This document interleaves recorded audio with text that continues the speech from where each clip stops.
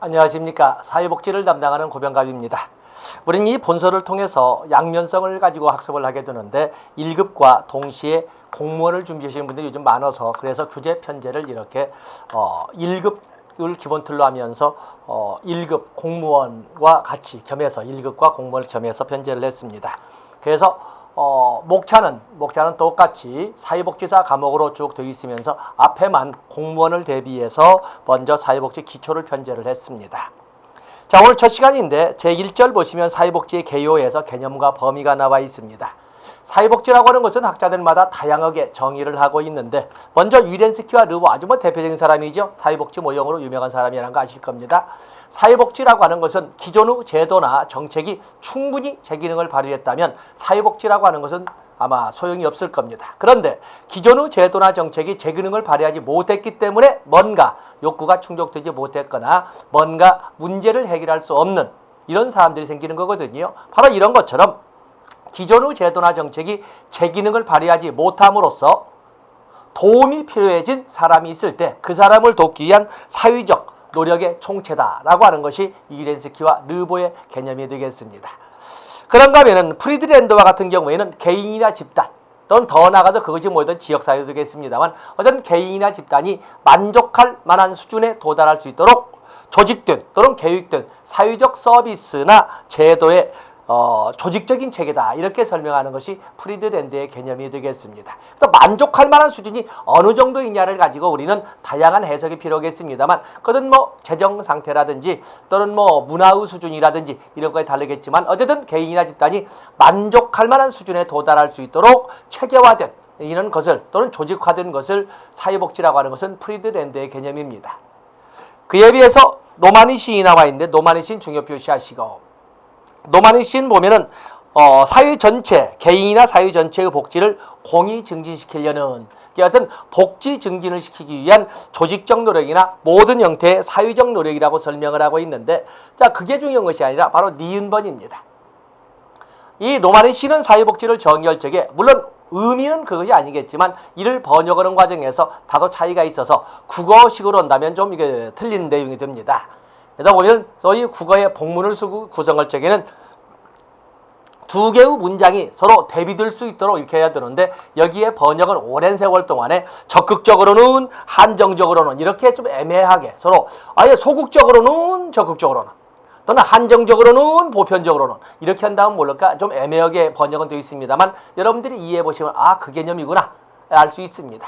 거기 보시면 노마니 씨는 한정적으로는 적극적으로 이렇게 표현을 했는데 한정적으로는 사회적 약자에 대한 지원을 의미하는 것이고 적극적으로는 국민들의 또는 공동체 구성원들의 보편적 욕구를 충족시키고자 하는 노력이라고 설명하고 있습니다.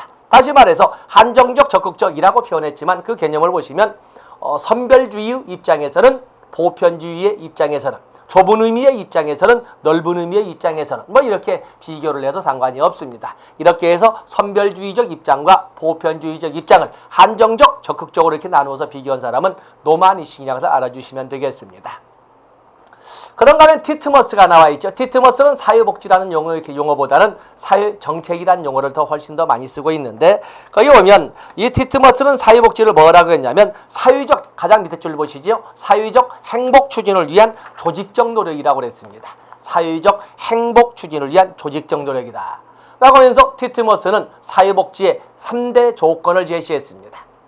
사회복지라고 하기 위해서는 페이지 넘어가 보시면 for the people이야 된다.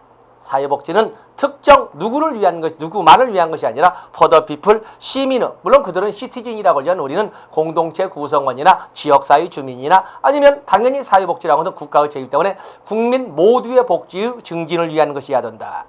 다음에 또 하나 사회복지라고 하기 위해서는 물론 티트머스는 사회정책이라고 합니다만 적어도 사회정책이라고 하기 위해서는 경제적 목적뿐만 아니라 비경제적 목적까지가 같이 포함되어야 된다. 우리도 역시 국민 기초생활보장급여를 보시게 된다면 경제적 급여인 생계급여 이외에도 교육급여, 주거급여, 의료급여, 해산급여, 장제급여, 자활급여 이런 것처럼 비경제적 급여도 같이 포함되어 있지 않습니까? 적어도 사회정책이라고 하기 위해서는 경제적 급여뿐만 아니라 비경제적 급여도 같이 포함되어야 한다는 것을 분명히 하고 있습니다. 또 적어도 사회정책이라고 하기 위해서는 디트머스가 말할 적에 포더피플이어야 된다. 경제적 뿐만 아니라 비경제적 목적도 포함되어야 된다. 그뿐만 아니라 사회정책이라고 해서는 반드시 소득의 수직적 재분배 정책이 포함되어야 된다. 소득이 소위 부자로부터 빈자로의 진보적 재분배 대책이 포함되어야 된다. 이렇게 말하면 우리가 일반적으로 표현할 때는 소득의 수직적 재분배 정책이 포함되어야 한다라고 하는 사람이 바로 디트머스입니다. 그래서 디트머스는 사회복지란 말 대신 정책이란 말을 즐기되 정책의 3대 조건으로 이렇게 3가지를 제시를 했습니다. 또 그러면 사회복지의 유형을 좀 크게 거시적인 입장에서 사회정책의 구성이라고 해서 이 사회정책을 사회복지, 그리고 재정복지, 그리고 기업복지 이렇게 나눈 사람도 역시 디트머스라는 거 여러분들이 가지고 가시면 됩니다. 나머지 뭐 더넴도 있고 콤튼도 있고 뭐 있죠. 거기 보면 뭐 사람 이름으로 출제된 건 아니겠습니다만 어쨌든 다면적 다차원적 개념이다. 어떤 단편적 개념으로 볼 것이 아니다 라는 이런 그 개념이라든지 또는 콤튼이 말한 것처럼 사이사이의 사각지대를 채워주는 간질적 제도이다. 이런 표현도 사회복지에서 사용되고 있다는 것을 알아주시면 되겠습니다. 다음에 그 밑에 보시면 사회복지의 속성이 나와 있는데 적어도 사회복지라고 하기 위해서는 전통적 사회에서 말한 것처럼 그냥 누군가를 가슴 아파서 도와주는 것을 사회복지라고 하지 않습니다. 적어도 사회복지라고 하기 위해서는 사회적 목적을 가지고 사회적 책임하에서 행해지는 사회적 노력에, 그렇기 때문에 사회적 노력 이런 것처럼 소셜이라는 단어가 기본적으로 붙어 있습니다. 나 혼자 가슴 아파서 아니면 신심에 의해서 종교의식의 발로에 의해서 이것을 사회복지라고 하지는 않습니다. 적어도 사회적 목적, 사회적 책임, 사회적 노력, 사회적 후원 이런 개념들이 바탕이 될 때 오늘날에는 사회복지라고 합니다. 또 그러면 사회복지라고 하기 위해서는 거기 3번째 보시면 가장 일반적으로 소위 이 사회 전체의 갈등 관계를 조화 관계로 또 사회 구성원 개개인으로 본다면 부적응 상태를 적응 상태로 이끌어가려는 이런 노력을 사회적 노력이라고 합니다. 또 5번에 보시면 사회복지란 공식적 조직에 기초한 활동이지 그냥 우연히 아니면 마음이 아파서 이렇게 적어도 정형화된 틀에 의해서 만들어지는 겁니다. 그래서 공식적 조직에 기초한 활동을 사회복지라고 하지 개인의 입장에서 아니면 종교적 차원에서는 아니라고 말씀드렸습니다. 그래서 공식적 조직에 기초한 활동으로 소비 욕구에 직접적으로, 소비라는 것은 뭐예요? 씀으로써 사용하자면 욕구가 충족되는 또는 욕구 충족을 위해서 사용할 수 있도록 제공되는 이런 것을 제공되어지는 것을 사회복지라고 한다 해서 소비 욕구와 직접적으로 관계되는 활동이라고 설명을 합니다. 또 사회복지는 당연히 수익 활동을 하지 않는 것은 아닙니다만 당연히 비영리적 활동이라는 거 알고 계시지요. 바로 이런 개념을 위렌스키와 르보가 바로 5개의 개념으로 설명을 했는데 위렌스키와 르보를 거기 보시면 적어도 사회복지라고 하기 위해서는 앞에 나와 있는 특징을 포함해서 사회적 후원과 사회적 책임이 바탕이 돼야 된다. 그래서 아까 사회적 목적을 가지고 사회적 책임하에 행해지는 사회적 노력의 총체다 이렇게 설명했던 것이 바로 이 위렌스키와 르보가 제시했던 내용과 같은 겁니다. 사회적 후원을 받아 사회적 책임을 가지고 행해지는 활동이다. 공식적 조직에 기초한 활동이다. 비영리적 활동이다. 소비 관련 활동이다. 그리고 기능적 일반화라는 단어를 보통 쓰고 있는데 그것은 이제 영어 번역에서 관계대명사를 빼버리고 이제 하다 보니까 되어 있습니다만 어느 특정 영역만을 지원하는 것을 사회복지라고 하지 않습니다. 위렌스키와 르보가 말할 적에는 적어도 모든 일반화된 포괄적 구성이나 국민들의 아주 복잡하기 다양한 이런 욕구가 두루두루 반영되는 이런 그 활동이야 사회복지인 것이지 어떤 특정 영역만을 가지고 돕는다고 해서 그걸 사회복지라고 하지는 못한다 해서 기능적 일반화 또는 통합적 관점에서 모든 인간의 욕구를 반영하는 활동 이렇게 하다 보니까 그 영어 문장이 너무 길다 보니까 이렇게 그냥 단어를 함축시키다 보니까 해석이 그냥 그렇습니다. 특정 영역이 아니라 인간들, 지역 주민들이나 국민들의 포괄적인 욕구를 두루두루 반영할 수 있는 활동이어야 된다 하는 것을 기능적 일반이나 통합적 관점의 인간의 욕구라고 이렇게 쓰고 있다는 걸 알아주시면 되겠습니다. 그래서 위렌스키와 르보의 이런 그 사회복지의 특징, 사회복지 개념 기준 한 번 나왔습니다만은 그러나 여러분들이 또 나올 수 있다는 걸 갖고 가시고 이걸 동시에 여러분들은 사회복지의 특징이라고 또는 속성이라고 봐주시면 되겠습니다. 다음에 별표하실 것이 거기 5페이지에 나와 있는 하단부에 사회복지의 협의와 광의, 좁은 의미와 넓은 의미가 있는데 사회복지를 좁은 의미와 넓은 의미로 설명을 한다면 사회복지를 협의와 광의로 이렇게 설명한다면 협의라는 것은 도움이 필요한 사람만을 요보호자만을 대상으로 이끌어가는 사회적 노력이나 조직적 노력은 이렇게 좁은 의미라 하는 것이고 광의라는 것은 모든 국민을 대상으로 할 적에는 넓은 의미라고 합니다. 이걸 운영 이념으로 한다면 요보호자만을 하는 것은 선별주의라고 하는 거죠. 선별주의 운영 이념에 입각한 이런 운영은 좁은 의미라고 하고 보편주의에 입각한 운영 이념의 현실화는 넓은 의미의 사회복지라고 합니다. 그렇기 때문에 이 좁은 의미에서는 반드시 어떠한 진짜 그 사람이 도움이 필요한 사람인지 아닌지를 구별하는 선별 과정이 필요한데 이걸 선별 과정을 여러분 손으로 적으시고 이걸 뭐라고 그래요? 적어도 여러분들이 공무원과 1급을 준비한다면 선별 과정을 우리는 자산조사라고 설명을 합니다. 자산조사의 과정이 필요한 데 비해서 여기는 권리의 행사로서 사회복지가 행해집니다. 그런가 하면은 주체로서 본다면 사회복지의 좁은 의미는 사회사업을 말하자면 현장의 실천을 사회복지라고 하는 것은 좁은 의미입니다. 그 때문에 개별 사회사업, 집단 사회사업, 지역사회 조직사업으로 설명하는 것은 바로 좁은 의미인 것이고 그에 의해서 사회사업뿐만 아니라 모든 소위 사회적 목적을 가지고 사회적 책임하에서 행해지는 사회적 노력의 총체라고 할 때는 이렇게 해서 소위 그냥 사회보장 일반의 개념으로 설명을 할 적에는 우리가 넓은 의미의 사회복지라고 설명하고 있는 것입니다. 그렇기 때문에 우리가 돕는다. 물론 최강의도 있죠. 최강의. 자, 국가는 왜 존재할까?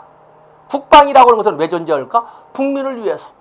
교통은 왜 존재할까? 국민을 위해서. For the people이라고 설명한다면 그래서 국정 운영 자체를 복지의 개념으로 번역한다면 가장 넓은 의미로 설명이 되겠습니다만 거기까지는 너무 우리가 좀 고집을 피는 것이고 이런 정도 보고 거기에 보면은 박스 빠져있는 거 여러분이 참조하시고 반드시 출제된다고 보고 여러분들이 준비하시면 됩니다.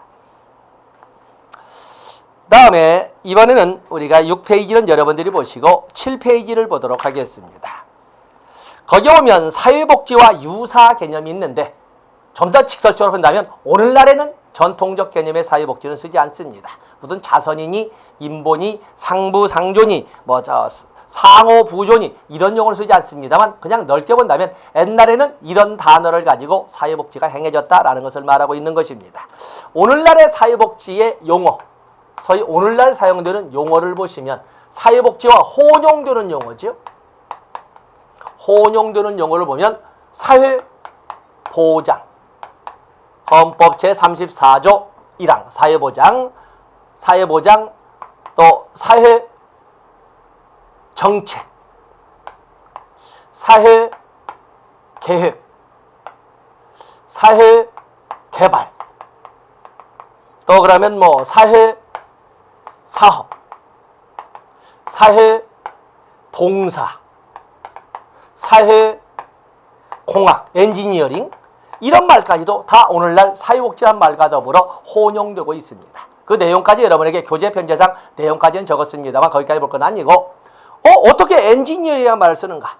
우리가 보통 엔지니어링 그러면은 단순히 어떤 하드웨어, 기계를 만드는 것을 엔지니어링 하지 않고 오늘날은 디자인부터 시작해서 디벨로프먼트, 임플리멘터리티 이렇게 해서 소위 개발부터 디자인, 설계부터 개발, 활용, 관리, 평가 하물며 우리가 연말 정산을 위해서 회계 처리를 한다고 해도 엔지니어링 사에 가서 회계만 담당하는 엔지니어링 사가 있지 않습니까? 이런 것처럼 우리가 사회복지라는 것은 뭔가 인생의 설계가 제대로 되지 않은 또 인생의 설계는 되었으나 그것을 어떻게 활로를 찾을지 모르는 이런 사람들을 돕기 위한 모든 넓은 의미의 이런 조력의 활동이기 때문에 우리는 사회복지를 인생사업의 하나의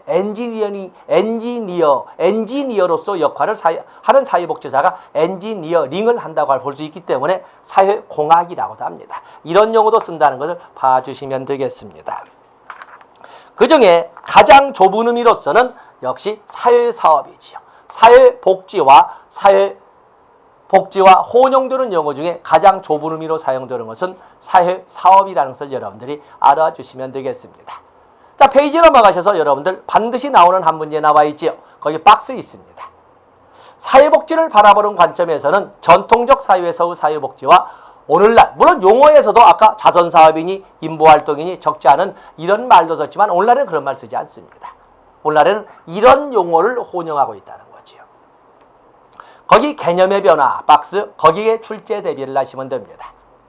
사회복지 개념의 변화, 사회복지 개념의 변화, 사회복지 개념의 변화를 보시면 전통적 사회에서의 사회복지 개념과 현대 사회에서 전통적 사회에서 사회복지라는 것은 두 번째는 것은 이것은 도움을 주고받는 자선의 개념인데 비해서 오늘날에는 자선이 아니라 권리의 개념으로 봅니다. 우리가 언제나 국가의 도움을 받는 것은 아니라는 것입니다. 당연히 우리가 열심히 해서 열심히 단 보람이 있을 적에는 국가에 대하여 기여, 세금도 내고 의무도 이행을 하지만 갑자기 어려운 과정에서 국가의 도움을 받는 것을 빌어먹는다고 해서는 안 된다는 것입니다. 당연히 기여할 수 있을 때까지 힘을 실어주는 것은 국가의 책임이라고 보는 시대가 됐습니다. 그래서 빌어먹는 것이 아니라 당당한 권리의 행사로서 의미의 전환이 있습니다. 이렌스키와 르보의 모형으로 본다면 이 사회복지라고 하는 것은 이 전통적 개념은 보완적 모형의 개념, 선별주의죠. 선별주의. 그래서 보완적 모형의 개념, 그야말로 도움이 필요한 사람만을 선별해서 돕는 활동, 누구나 다 돕는 것이 아니라 도움이 필요한 사람만을 선별해서 돕는 활동을 사회복지라고 한다 하는 것인 것이고, 오늘날에는 제도적 모형으로 오늘날에는 당연히 보편주의의 입장에서 대한민국 국민이라면 누구나 다 그 대상자가 되어야 한다는 이런 이념하에 운영되는 것이 오늘날의 사회복지가 되겠습니다.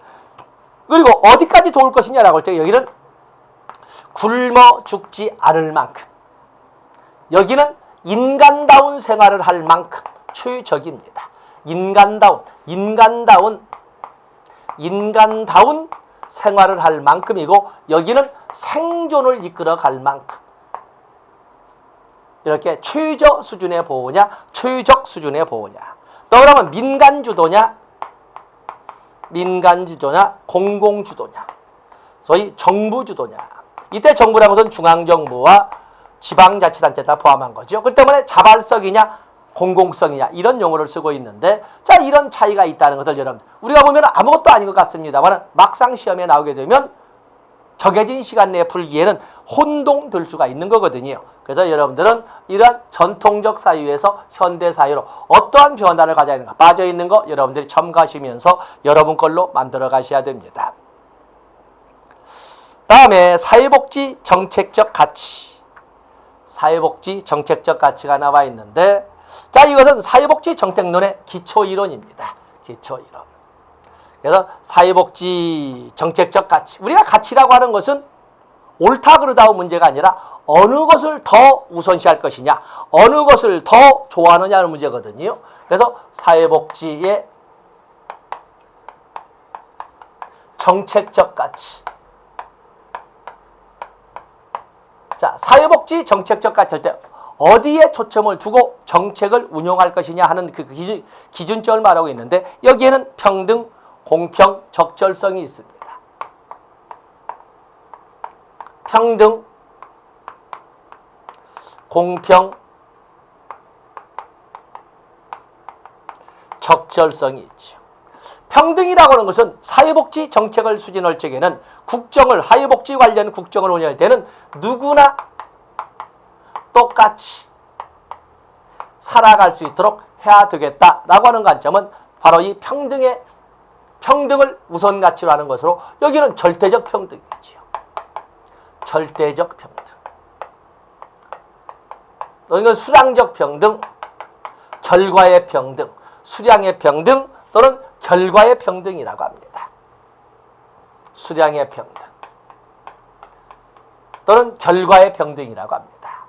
결과의 평등 여러분 적어보시고, 그동안에 이 평등의 가치를 운용하는, 평등의 가치를 바탕으로 운영하는 걸로서는 우리가 사회수당, 우리에서는 보편화된 건 아니지만 데모그란트라고 하는 양육수당이나 이런 것 등은 누구나 똑같이 소득에 관계없이 5세 이하의 자녀를 양육하는 가정에 대해서는 양육수당을 지급할 수 있다라고 하는 것은 바로 여기에 평등의 가치예요.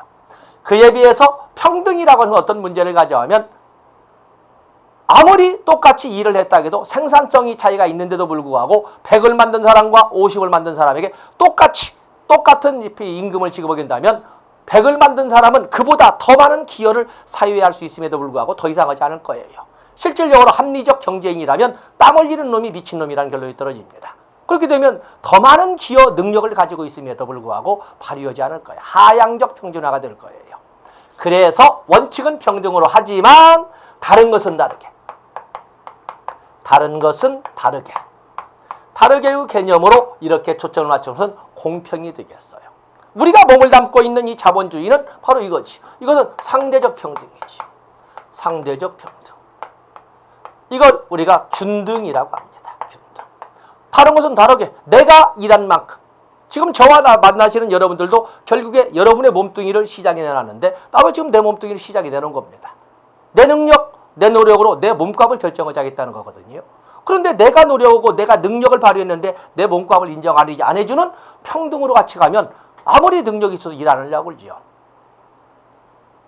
우리가 살고 있는 자본주의는 바로 이 입장에 있는 거예요. 여러분 능력으로 여러분 값 정하세요. 여러분들이 왜 1급 달라고 하고 여러분들이 왜 나를 만나서 공무원이 되려고 하십니까? 내가 받으려고 하는 거예요. 그러지 않으면 그냥 세상에 사는 사람들 많습니다. 사회복지의 고민거리가 숨쉬고 사는 놈도 도와줘야 되는가? 인간 존엄이라는 가치를 어디까지 해줘야 되는가?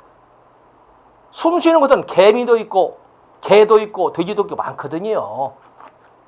그런 사람까지도 도와줘야 하는가? 언젠가는 기다린다고 이렇게 언젠가는 근로유인이 근로의욕이 살아남으로써 이렇게 표현을 하겠지만 바로 그런 문제가 사회복지의 언제나 딜레마거든요. 어디까지 도와줘야 되나? 특히 사회보험, 내가 그동안 열심히 일해서 번 것 중에 번 거에 많은 것, 사회보험 등은 내 기여도 아닙니까? 그 때문에 열심히 일하지 않은 자는 대접 못 오겠다.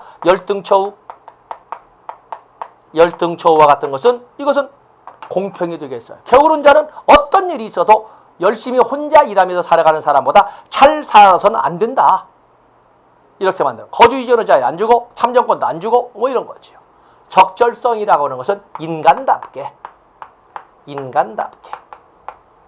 이 적절성, 인간답게를 보통 뭐라고 하냐면 우리나라에서는 인간답게의 개념을 빈곤선이라고 개념도 설명합니다. 우리는 이제 빈곤선을 잘 안 씁니다만 2014년도 10월부터는 상대적 빈곤 개념을 가니까 중위소득의 50% 이하를 빈곤, 그게 바로 사실은 인간답지 못한 삶이라고 이렇게 상대적으로 계속 정해갈 거. 얼마 이하라고 하지 않아요. 근데 아직까지는 2014년도에 관련 없이 2015년도로 본다면 이제는 빈곤선의 개념으로 빈곤선 또는 최저생계비가 2014년도 10월 9월까지는 정책적 절대적 빈곤으로 소득 인정액이 최저생계비 매년 9월 1일 보건복지부 장관이 중앙생활보장위원회 시의회를 발표하는 최저생계비 이하는 인간답지 못한 삶을 사는 거예요.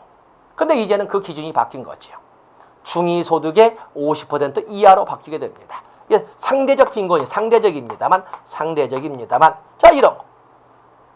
그 때문에 이 적절성의 기준을 맞춰서 온다고 해서 우리가 공공구조와 같은 이런 경우에서는 바로 적절성의 기본 가치를 두고 사회복지 정책을 만들어 갈 거예요. 바로 이거에 여러분들이 중요 표시를 하시고 정책론에 다시 한번 배우게 될 겁니다.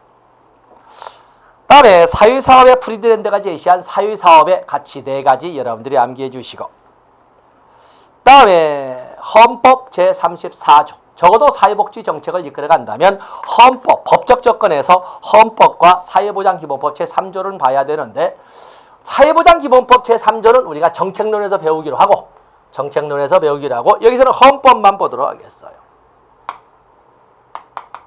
헌법 제34조를 보면은 모든 국민은 인간다운 생활을 할 권리를 가진다. 모든 국민 1조에서는 1항에서는 모든 국민은 보편주의, 인간다운 생활을 할 권리가 가진다. 인간다운. 자, 이 우리가 적절성에서 인간답게를 생존권 보장이라는 개념. 이 생존권이 뭘 생존권이라고 하냐? 굶어 죽는 것을, 물질적으로 굶어 죽는 것을 생존권이라고 하는가? 우리는 이미 세계 경제대국 15위에 있는 경제대국 아닙니까? 그러다 보니 이제는 굶어 죽는다가 아니라 약을 나서 죽는 거지요. 배가 고파서 죽는 것이 아니라 심리적으로 불쾌해서 죽는 거예요. 내 성질을 못 이겨서 죽지 배고파서 죽지 않습니다. 이 생존권의 개념이 다양합니다만 보편주의이면서 생존권 보장의 근거 규정으로 모든 국민은 인간다운 생활을 할 권리를 가진다. 그래서 이 인간다운 생활, 생존권의 근거 규정. 국가는 사회보장, 사회복지, 증진의 의무를 진다. 국가의 사회보장, 사회복지, 증진의 의무. 그래서 사회보장이나 사회복지는 이것은 국가의 책임이라는 겁니다. 국가의. 물론 이 국가라고 하는 것이 어떤 선까지를 국가라 할 것이냐 할 때 국가라고 것은 중앙정부만을 국가라고 하는 경우도 있고 정부와 지방자치단체를 국가라고 해서 그냥 보통 국가는 넓은 개념으로 해석하시면 됩니다. 보시면 국가는 여자의 권익과 그래서 여성복지, 여자라고 있으면 여성복지의 근거 규정, 여자의 권익과 여자의 복지와 권익의 향상을 위하여 노력하여야 한다. 이렇게 되어 있습니다. 또 국가는 노인과 청소년의 복지 향상을 위하여 노인복지,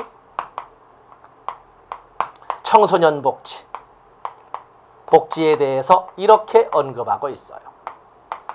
또 그런가 하면 신체장애자 및 국가는 신체장애자 및 생활이 어려운 국민, 그렇기 때문에 여기는 장애인 복지에 일부가 언급되어 있고, 근데 신체장애자라고 했습니다. 장애인 복지와 그리고 공공부조의 근거 규정으로서 의미를 갖는 것도 또한 헌법 제34조 5항이 되겠습니다. 그런가 하면 국가는 이렇게 되어 있죠. 여기 국가는 쭉 되어 있는데 장애인 복지, 공공부조의 근거 규정에서 국가는 재해를 거기 보면 재해를 예방하고 산사태 나가지고 사람이 이 집이 부서지고 사람이 다쳤는데 그걸 왜 국가가 책임져야 돼? 바로 헌법 제34조 6항의 근거에서 국가의 재해 예방 의무. 그렇다고 해서 재해 예방 의무가 있다고 해서 무조건 국가 책임인 것은 아닙니다. 긴급 재난에 관련된 이 지원도 일정 소득 수준, 보통 차차 상위선이 되겠습니다만 그런 선까지만 놓는 것이지 그야말로 부서진 집이 몇 억대에 있고 통장 자산이 몇 억씩 있는 사람까지 국가가 돈 주어서 다시 집을 지어주거나 그러지는 않습니다. 맞아, 우면산 사태와 같은 경우에 국가가 재해 예방의 의무를 가지고 있다고 해서 그들은 소송을 걸지만은 그에 대한 일부의 피해 보상의 책임이 있을지 모르나 집을 지어줄 만큼 거기까지 책임을 지는 것은 아닙니다. 그래서 여러분은 적어도 헌법 제34조 가져가셔야 되고, 다음에 사회보장기본법 제3조 구체적인 내용은 사회보장 정책론으로 들어가서 하겠습니다만 사회보장의 종류에는 3가지가 있다.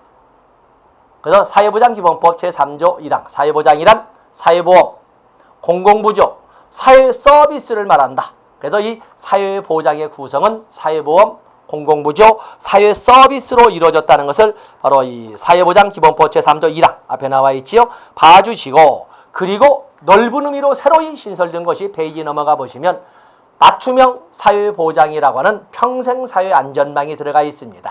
때문에 평생사회안전망, 살아가면서 누구나 갖게 되는 기본적 욕구와 사람마다 특정 사건으로 인해서 갖게 되는 특수 욕구를 같이 고려해서 소득과 서비스를 보장해주는 맞춤형 사회보장을 평생사회안전망, 새로 신설된 겁니다. 여기까지 포함한다면 넓은 의미의 사회보장이라고 설명할 수 있습니다.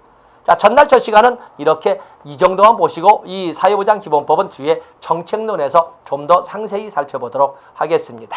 자, 이 시간 여기까지 하고 다음 시간은 사회복지 모형 살펴보겠습니다. 고맙습니다.